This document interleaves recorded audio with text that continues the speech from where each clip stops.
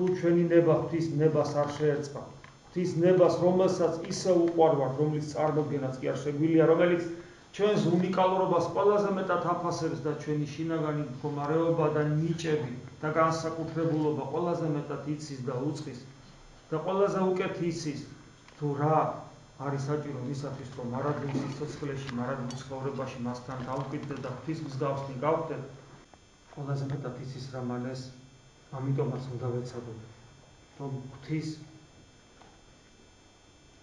ნება გავიგოთ და აღვასრულოთ. ადამიანები ხშირად ცდილობენ კითხვას, თუ რა არის ღვთის ნება. ხშირად კითხულობენ. ეს რთული გასაგებია თავისთავად ცხადია. მაგრამ ერთი ძალიან მარტივი პრინციპი არსებობს, რომლის საშუალებითაც ჩვენ ამას მოვაკეთებთ. უპირველეს ყოვლისა, აღვასრულოთ ის, რაც ჩვენ ნამდვილად ვიცით და დანამდვილებით ვიცით, შეგვიძლია ვთქვა, რომ ეს არის ღვთის ნება. ჩვენ ვიცით ის, რაც აუცილებლად უნდა აღასრულოს თითოეულმა ადამიანმა, რომ ღვთის ნების აღსრულებელი იყოს. ისაც სახარებაში გვაქვს მოცემული, ისაც საღვთო ისტორიაშია მოცემული, ის ცნებები, რომელიც ჩვენ მოგვეცა უფლისაგან, რა უნდა შევასრულოთ და რა არ უნდა გავაკეთოთ. ეს ეხება თითოეულ ადამიანს. ეს ეხება მთელ ერს. მადლობა ღმერთს ჩვენი ერი. ჩვენი ერი ღვთისმშეულიერია. ღვთისმშეულობა ჩვენი ერისა არა მარტო იმაში ვლინდება, რომ ჩვენ ღვთისმშეულის წილხვედრი ქვეყანა ვართ, არამედ იმაშიც, რომ მთლიანად ერი გახდა ქრისტიანი. მე ადრეც გითხარით, გახსოვთ საოცრება, როცა მირიანი აკეთებს არჩევანს, თავისათვის აკეთებს მარადიულ არჩევანს. მე ეს მახსოვს ესე გეუბნებოდით, ყოველი ადამიანის აი მთავარი არჩევანის წინ თითქოს ცაც კი გარინდულია და ელოდება, რას იზავს ეს ადამიანი, რომელიც მთელი სამყაროა, რომელიც იმ ცასაც კი აღემატება ხილულ ცასაც, რომელიც თითქოს დამწუჩი გაერინდა. და აი, როცა მირიანი გადაწყვეტილებას იღებს, არჩევანს აკეთებს, მარადიულ არჩევანს აკეთებს და გააკეთა რა ეს არჩევანი, ხდება საოცრება. მთელი ერი აკეთებს არჩევანს. ეს განსაცვიფრად ჩემთვის მაგალითად ეს აუხსნელი ფენომენია. კარგი, მეფე გაქრისტიანდა, მაგრამ მთელი ერი როგორ გაქრისტიანდა? ყველგან ესე ხდება, ადამიანი იტყვის, ყველგან ესე ხდება და განა ბევრი ერი იყო, რომელმაც გააკეთა ესე. განა მრავალი ერის ისტორიაში არ ვკითხულობთ, რომ მათი მთავრები ხდებოდნენ ქრისტიანები, მაგრამ ერი არ ხდებოდა ქრისტიანი. საოცარი. თითებზე ჩამოსათვლელია ის ერები, რომლებიც ამგვარად მოიქცა. და შემდეგ და მანამდე უფრო სწორედ, მანამდე ღვთის ნება, რომ ჩვენ ვიყოთ ერის საზეპურო, ღვთის რჩეული, ღვთისმშობლის წილხვედრი, მანამდე განცხადებული, როდესაც საქართველოს გულში, ცხეთაში დაიმარხა უფლის კვართი, მანამდე ილიას ხალები, უფლის კვართი და ის მუდმივი სასწაული. უფრო სწორედ ის სასწაული, რომელიც დღეს თითქოს ჩვენთვის თვალხილული არ არის, მაგრამ იმ პერიოდში ყველასთვის თვალხილული მირონდინარე სვეტი. აი ღვთის ნება როგორ განცხადა. თითქოს ამ ყველაფრით, თითქოს კი არა ამ ყველაფრით უფალი ქართველ ერს ეუბნება, მე თქვენთან ვარ და თქვენ ჩემნი ხართ, თქვენ საზეპურო ერი ხართ, თქვენ ღვთისმშობლის წილხვედრი ქვეყანა ხართ. არ მიგატოვებთ არასოდეს არ მიგატოვებთ. და ნიშა და სასწაულად მოგვეცა ეს საოცარი სვეტი. ხოლო რაც შეეხება უფლის კვართს, იგი ჩვენი თვალისათვის უხილავი შეიქვა. მაშინაც და დღესაც, როცა იგი სიდონიასთან ერთად დაიკრძალა. და სიდონია დღეს კალენდარში მოვიხსენოთ, მოციქულთა სწორთა შორის არის შერაცხილი. და საოცარია. რატომ არის ის მოციქული? რა მოიმოქმედა? მოიმოქმედა ის, რომ უკვე 1500 წელზე მეტია. იგი თავისი უცნაური სიყვარულით უფლის მიმართ, რომლის გულმა, სიდონიას გულმა ვერ გაუძლო უფლის ტკივილებს, იმ განცდებს, რომელიც მას ჰქონდა უფლის ტკივილების გამო, ჩაიკრარა გულში უფლის კვართი, სული განუტევა. აი ამ სიყვარულის, უცნაური სიყვარულის გამო, ეს ებრაელი გოგონა, მოუნათლავი, მაგრამ გულმხურვალე მოყვარული ცოცხალი ღმერთისა, რომელიც იმ წამსვე გამოვლინდა, როგორც კი მან უფლის კვართი დაინახა. იმ წამსვე შეიძნო მისმა გულმა, იმიტომ რომ ჭეშმარიტად ცოცხალი ღმერთის მოყვარული იყო, რომ ის, ვინც მოიკლა, ჯულოთა მიერ, ის იყო სამყაროს შემოქმედი და მის ტკივილებს ვერ გაუძლო.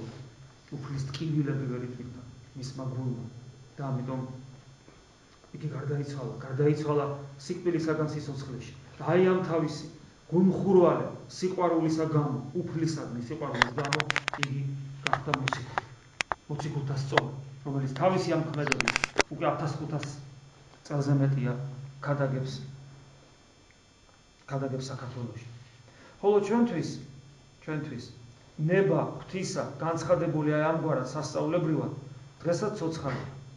იმიტომ რომ თითოეული ადამიანი რომელიც ცოტი ცხოველში ჩადის, მე ესე მგონია, ყოველ შემთხვევაში ძალიან ბევრს უთქვავს და განუცდია და განგვიცდია, როგორც კი მივუახლოვდები ცოტი ცხოველს, განსაკუთრებული მადლის მობერვას გრძნობს თითოეული ადამიანი. თავისთავად ცხადია, რა თქმა უნდა ჩვენთვის თვალით ხილული არ არის დღეს კვართი და ხოლო სვეტის ნაწილი რომელიც დარჩენილია და მის ამ სვეტისაგან ჯვრებს აკამზადებდნენ, მაგრამ გარდა ამისა თვითონ ის რაც დარჩა, ჩვენ ვიცით ის ადგილი სადაც არის მცხეთაში, ის საოცარი მადლის მომცველია. მირონი მოდიოდა, მაგრამ შეწყდა რის გამო? რა თქმა უნდა ალბათ ჩვენი მსჯულოებისა გამო. მაგრამ ის მადლი, რომელიც მირონთან ერთად ხილულად მოეცემოდა, დღეს უხილავად მაინც მოეცემა ქართველ ერს. ესეც ღვთისნებაა და ჩვენ ეს უნდა ვიგრძნოთ და განვიცადოთ.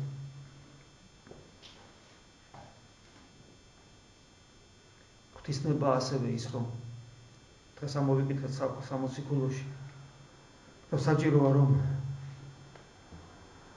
ეკლესიაში ვიარებოდეთ, ღვთის სახლში ვიდოდეთ, რომელიც არის სვეტი და სიმტკიცე ჭეშმარიტების. ესეც ღვთისნებაა განცხადებული ამ შემთხვევაში პავლე მოციქულის მიერ, რომ ეკლესია, რომლის ცოცხალი უჯრედი ჩვენ უნდა ვიყოთ, სვეტი და სიმტკიცეა ჭეშმარიტებისა. ანუ ის ყოველივე რაც აღესრულება, არის ჭეშმარიტება, რომელიც ჩვენმა გონებამ და გულმა მიიღონ უფრო მარტივად ნათქვამია და რეალობას უფრო სწორედ ამით არ უნდა კმაყოფილდებოდოთ, მივიღოთ უბრალოდ, არამედ განცდელნი და მონაწილენი უნდა ვიყოთ ყოველივე იმისი, რაც აღესრულება. და რა თქმა უნდა, უპირველეს ყოვლისა, საიდუმლოებათა საიდუმლოების, რომელიც აღესრულება ევქარისტიის თანამონაწილენი და განცდელნი უნდა ვიყოთ. ჩვენი რწმენა ძალიან უცნაურია და საოცარია. ჩვენ ერთის მხრივ ხანდახან წუწუნებთ რწმენის ნაკლებობას განვიცდით და ვფიქრობთ, რომ რწმენა ისეთი არ აქვს, როგორიც უნდა გვქონდეს. მართლაც ესეა.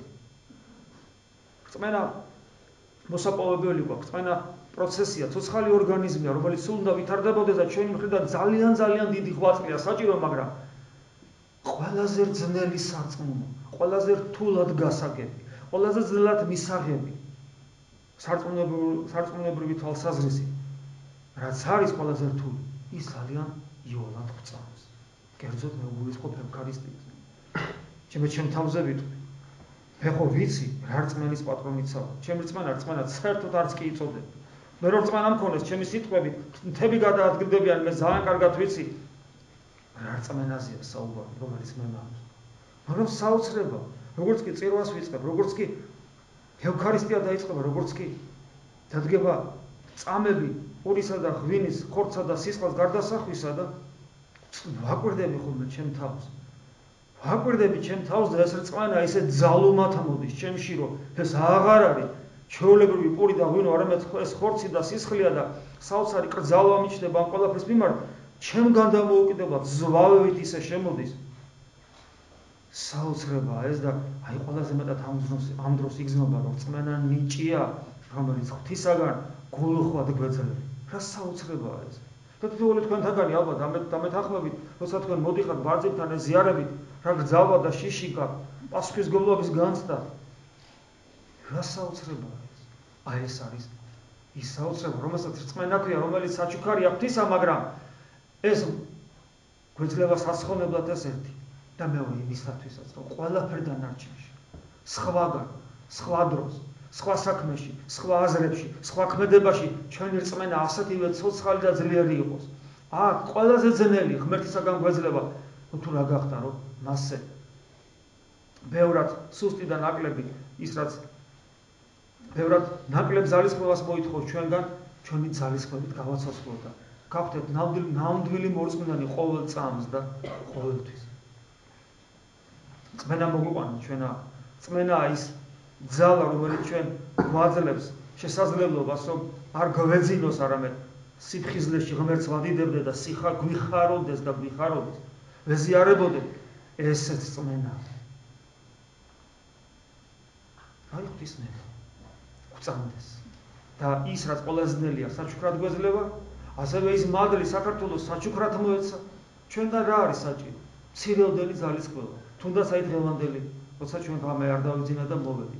ასევე მცირეოდენი იძულება, რომ ღმერთთან საუბარი ვისწავლოთ. მცირეოდენი იძულება, რომ უფალს ვუერთგულოთ ცნებების აღსრულებით მოყვასთან ურთიერთობით. და წარმოიდგინეთ, თუ ჩვენ აი ამ მცირეს გავაკეთებთ, ის რწმენა, რომელიც ნიჭის სახით მოგვეცა, მთელ ერს, კვართისა და მირომდინარე სვეტის სახით, თითოეულ ჩვენთაგას, წმინდა ზიარების სახით, თითოეულ ჩვენთაგას ეკლესიის ღვიძლიშვილები რო ვართ და თითქოს არც გვიწვალია ეს წმენა ისე მოგვეცა, წარმოიდგინეთ, როგორი ძალმოსილებით გადმოიღრება ჩვენში მადლი ამ საიდუმლოებებიდან საქართველოში მთლიანად და თითოეულ ჩვენთაგანში. ვეცადოთ, ღმერთი შეგვეციოს. ღმერთმა თავის ძალა და მადლი არ მოგვაყოს, რომელიც სიხარულში, ბედნიერებაში და მარადიული სიცოცხლის წინა გემოსხილვაში გამოვლინდება. ამინ. მადლი უფლისა ჩვენისა იესო ქრისტეს და სიყვარული ღვთისა და მამისა და ზიარება სული საწმინდის იყოს თქვენ ყოველთა თან. ამინ. მოგზავნით და ემთხვიეთ გილოცავთ დღევანდელ დღეს. ამინ.